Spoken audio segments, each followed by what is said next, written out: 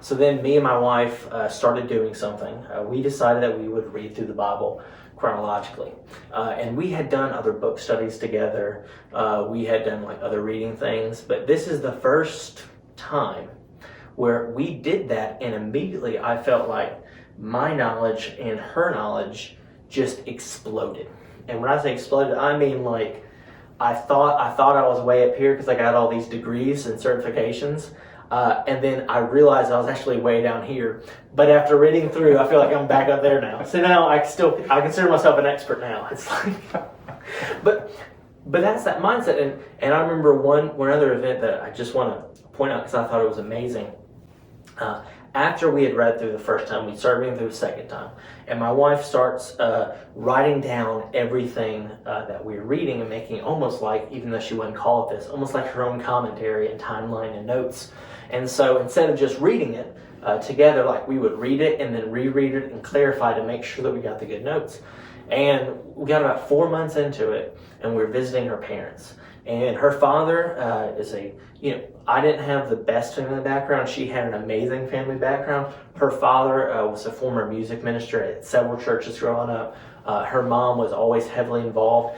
They taught, they worked with the youth group as she was in youth group. They worked with the college classes, like as involved as you could possibly be in church growing up. And we just began talking about the chronological 14-era framework, that CBT method of studying the Bible. And Lindsey is just practicing her thread, is practicing storing for her Sunday school classes using the CBT method. And so we were there and we were talking about it, and they're like, well, you can practice with us. And she just starts saying the storyline of the Bible.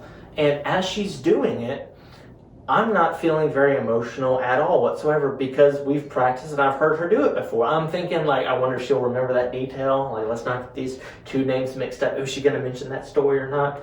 But then I look, and her mom, who again has taught classes, has had decades of study and service to the Lord in all kinds of churches, and also is a nurse practitioner with every kind of degree and stuff. Like, she's a very intelligent woman.